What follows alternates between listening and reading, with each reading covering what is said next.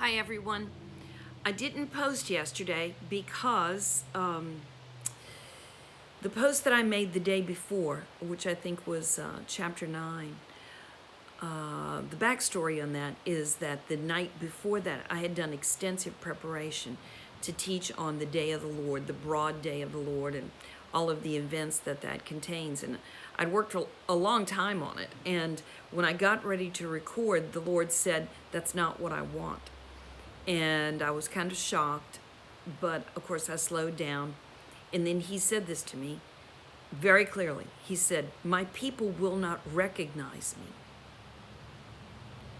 And I paused and I thought about it, and I understand that that would be possible, because he says over and over again, "Do not be deceived." And so he led me to Isaiah 42, which I read in chapter 9.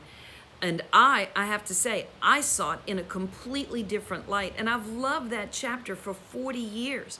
I saw it in a completely different light than I'd ever seen it before, because it is representative of the first coming of Jesus, and then who Jesus is, and the second coming. And he says that he had been restrained for a long, long time. Well, Jesus, the Jesus we know, is restrained. But my clock is not. Let's just let that play out. Okay, now that we know what time it is. It's the 11th hour. I don't know, it's the 10th hour, whatever it is. At any rate, so Jesus has been restrained. And I'm asking you to take that very, very seriously. If we don't come to grips with what I said in chapter 9, that he's coming back as a bridegroom, he's coming back as a judge, and he's coming back as a warrior, we are liable to miss who he is, because there are going to be so many conflicting voices and so many conflicting Jesuses showing up on the scene between now and then. We have to know that part of who he is he is a man of war. It's not that he's a bloodthirsty man, it's that he is a righteous man, and he is a man that fulfills what's in the heart of the Father. So I'm going to read you a little bit of scripture. In Matthew 24, as our home base, Matthew 24, Jesus answered and said to them, "See to it that no one misleads you. For many will come in my name, saying, 'I am the Christ,' and will mislead many." In 2 John, verse 7, there's only one chapter, verse 7, says, "For many deceivers have gone into the world who do not acknowledge Jesus as coming in the flesh. This is the deceiver, and this is the Antichrist." Now, I don't know whether you know this or not, but every major religion has its own end-time scenario. They all sort of have a Messiah coming. Of course, the Jews believe that their Messiah has not yet come, and so they're looking for a Messiah, and you can be sure the enemy will provide them with false messiahs that will deceive many. In the religion of Islam, the Muslims believe in the Mahdi, and the Mahdi, as the story plays out, the Mahdi has an associate, and they say that his associate is Jesus, that Jesus returns to help the Mahdi in a battle against, you guessed it, the Antichrist. Except who is their version of the Antichrist? It's our Jesus when Jesus returns. So the scenario is set for this massive conflict between the Antichrist and his troops and Jesus, who is going to return. Both will have signs and wonders. Both will have associates working with them. Now, I'm asking you to disconnect yourself from the way the world is now, where we live in peace and safety, even though many, many people around the world are living in conflict and have lived in conflict their whole life. We have to step out of this mindset and step into the mindset of that day. Once the Antichrist has shown up on the scene, and he makes that treaty of false peace with 10 nations, including Israel, he confirms a treaty with the people of God. He makes it, whether he makes a treaty or he just steps into a treaty that's already made. We're not really sure, but it will involve a treaty with these 10 nations. Israel will be involved, and that's when the false peace will come. That is when the clock starts ticking, because it says there is a 7-year period granted to him. So that 7-year period is the tribulation. It says in Daniel, at the 3.5-year point, he breaks the treaty. He stops Israel from doing their sacrifices in their rebuilt temple, which is not rebuilt yet, okay? It's got to be rebuilt, but it will be in that day, and he stops them from doing their sacrifices. He sits in the temple, Matthew 24. In fact, first, there's different verses that say that he sits in the temple, or he takes his place in the temple and declares himself to be God. At that point, the real nature of the Antichrist is manifested. And he is a man, it says, in I believe it's also Daniel, that says he is a man, his God is the God of fortresses. He is a man of war. And at that point, he begins to attack and afflict Israel, as well as many other nations. He'll take over Egypt, he'll take over Libya, Ethiopia, I believe, but many, many nations. And he will have stirred up the entire Middle East, but he will be also exercising control through his false prophet in all the nations of the world.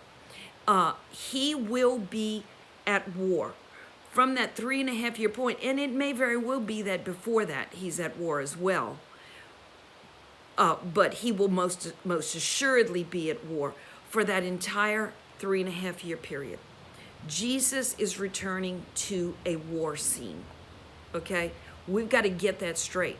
So while we know that he returns as a bridegroom for his bride, we can't forget the inclusion of the New Jerusalem being the bride of Christ. He is coming in vindication of Jerusalem. He's coming in vindication of Israel. He's coming to protect them and defend them, and they're going to be called to a choice. He says, I will not return until you say, blessed is he who comes in the name of the Lord. So Jesus comes as a warrior. I'm going to read a couple of scriptures to you. If you look at Isaiah 63, this might be familiar to you. It says, who is this coming up from Edom? Edom is Jordan. Okay, this is the country of Jordan. With garments of glowing colors from Basra, the one, capital O, who is majestic in his apparel, marching in the greatness of his strength. It is I, Jesus says, it is I who speak in righteousness, mighty to save. They ask, why is your apparel red and your garments like the one who treads in the winepress? He says, I have trodden the winepress alone. And from the peoples there was no man to help me. I also trod them in my anger and trampled them in my wrath. And their lifeblood, real lifeblood, okay, real lifeblood, is sprinkled on my garments and stained all my raiment. For the day of vengeance was in my heart, and my year of redemption is come. So Jesus there in Isaiah 63 and in many, many, many passages, it shows him as one who's coming to make war. I mean, there's incredible strategy. It's all laid out in the scriptures. And I have a guy coming, maybe later, no, not later this week, it'll probably be next week, who's coming, and he will sit down with us and give a more biblical, scriptural, in-depth picture of Jesus as he returns, as he moves through Edom, as he moves through the Middle East, and as he makes his return to Jerusalem. But I don't want to go there right now. My goal right now is for you to see Jesus as one who makes war. If you look at Revelation 19, starting in verse 11, it says, and I saw the heavens open, and behold, a white horse, and he, this is Jesus, he who sat upon it is called Faithful and True, and in his righteousness he judges and wages war. His eyes are a flame of fire, and upon his head are many crowns. And he has a name written on him that no one knows. And he is clothed with a robe dipped in blood, and his name is called the Word of God. And the armies which are in heaven, clothed in fine linen, white and clean, were following him on white horses. And so from his mouth comes a sharp two-edged sword, that he may smite the nations, and he will rule them with a rod of iron, and he treads the winepress of the fierce wrath of God the Almighty. And on his robe and on his thigh, a name has been written, King of Kings and Lord of Lords. Now, there are people who often want to turn all of these passages into symbolism. They're all symbolism. Well, beloved, just think for a second. Whatever they're a symbol of, it's not good. Do you understand? This is not good. And it's not a symbol. Jesus is going to return as a man of war. And he is actually going to follow a path. It's laid out in the scriptures. And he's going to end up at the Mount of Olives when he finally wrestles Jerusalem from the enemy who has been holding it captive. So there's so much to say about all this. We're going to say it. The important thing for me to get across to you right now is to begin to look at the verses, as many as you can find, or if you're reading over them, to slow down and really recognize Jesus as a man of war. You see, that day is going to be a day of such chaos and such difficulty. It's not going to be like today. And he's going to come suited to the needs of that day. And it's going to be to our benefit. And we are not going to look at him as some killer. We're going to look at him as a defender. He's coming as a defender and one who makes the wrong things right. And no matter how much blood is shed, we will be there on that day saying, Jesus, all your judgments are righteous and true. All of your judgments. I don't know if I've said this before, but when Jesus judges, there will not be one person who is innocent, who is accused as guilty. And there will not be one guilty person that slips through and is declared righteous. His judgment and his warfare is perfect. There will not be one drop of blood shed by mistake. People will be completely devoted to the Antichrist, and the people of God will be completely devoted to Jesus Christ. If I had a chance to speak to 100 pastors right now, I would say, please, please, this is the issue of the moment. Equip your people to recognize Jesus as a warrior, because there's a chance. There's a great apostasy coming. People will be offended. People will be looking left and right. There will be a million voices. They've got to know him in all the facets that are revealed in the end times. And one of them is that he's a warrior. So please think about that.